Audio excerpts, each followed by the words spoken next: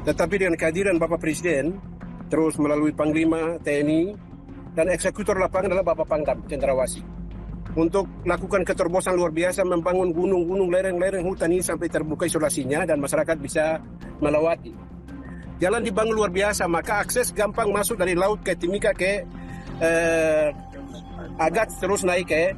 Provinsi Papua merupakan provinsi dengan wilayah terluas dan potensi kekayaan alam yang melimpah, baik pertambangan, pertanian, kehutanan, sektor kelautan, dan perikanan. Potensi besar ini harus betul-betul dimanfaatkan sebesar-besarnya untuk kemakmuran rakyat dan guna mendongkrak pertumbuhan ekonomi dan pemerataan di tanah Papua.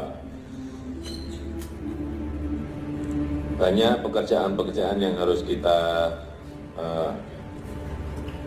kerjakan, terutama membangun daerah-daerah terisolir, membangun daerah rasan, dan kunci untuk menggerakkan perekonomian juga pemerataan pembangunan di Papua adalah percepatan pembangunan infrastruktur, pembangunan bandara, pelabuhan, jalan, dan jembatan sehingga mampu membuka semua wilayah di tanah Papua dari isolasi serta memperlancar konektivitas antar wilayah, antar kabupaten, dan antar daerah. Menyampaikan terima kasih kepada Bapak Presiden, Bapak Panglima TNI Republik Indonesia, Bapak Pangdam Cendrawasih sebagai eksekutor lapangan, dan saya tidak membalas semua kebaikan dilakukan di wilayah gunung yang begitu tantangan berat, tetapi Tuhan yang akan menyertai, memberkati selama Bapak-Bapak bisa melakukan program yang luar biasa di gunung-gunung ini.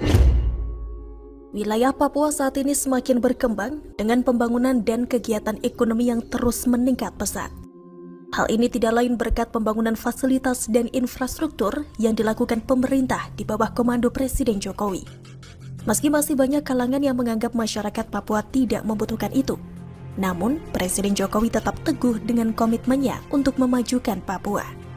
Hingga detik ini Jokowi tetap melanjutkan pembangunan di Papua, salah satunya Jalan Trans Papua. Pengerjaan mega proyek pembangunan strategis di Papua dimulai dari Jalan Trans Papua ruas Jayapura-Wamena segmen Elelim. Walaupun banyak menghadapi tantangan, tapi pemerintah terus fokus pada pembangunan proyek tersebut dan ditargetkan selesai pada tahun ini.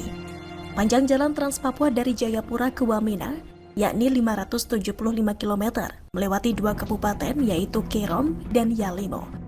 Jalan Trans Jayapura di Papua akan menjadi yang terpanjang di Indonesia. Kehadiran Jalan Trans Papua ruas Jayapura-Wamena sebagai bagian dari jalan non-tol yang merupakan tulang punggung regional di Papua. Ruas Jayapura-Wamena memiliki peran vital karena menyambungkan daerah pesisir dengan pegunungan. Dari Jayapura, kendaraan melintasi Kerom, Yalimo, hingga Wamena di Papua Pegunungan. Dengan pembangunan ini, hutan lebat, sungai, dan gunung tinggi yang biasa tampak dari pesawat kini bisa dilalui dengan mobil atau motor. Jalan Trans Papua benar-benar membelah perkampungan hingga hutan belantara di pegunungan. Untuk diketahui, percepatan pembangunan merupakan misi pemerintahan era Presiden Jokowi dalam rangka memajukan Papua. Jokowi selalu menegaskan tidak ingin ada perbedaan kemajuan antara Indonesia bagian barat dan timur. Pembangunan tidak hanya akan berpusat di Jawa, tapi juga dilakukan dari Sabang sampai Merauke. Meski pembangunan dianggap tidak mengedepankan konteks non-ekonomi seperti relasi sosial dan lingkungan hidup, tapi pembangunan Jalan Trans Papua telah berdampak positif pada peningkatan layanan dasar kesehatan dan pendidikan orang asli Papua. Warga lebih mudah mengakses sekolah-sekolah di wilayah perkotaan. Petugas kesehatan juga jadi lebih sering berada di tempat karena angkutan ke tempat tugas lebih lancar dan mudah terjangkau dari wilayah tempat tinggal mereka. Papua sebagai wilayah paling timur di Indonesia memiliki berbagai potensi yang bisa menjual dan meningkatkan APBD seperti pariwisata, hasil bumi, dan hasil tambang. Kekayaan sumber daya alam di bumi Cendrawasih diolah dengan sangat baik agar bisa memakmurkan rakyat. Pemerintah pusat juga mendukung dengan pembangunan infrastruktur sehingga mobilitas masyarakat dan proyek-proyek berjalan dengan baik.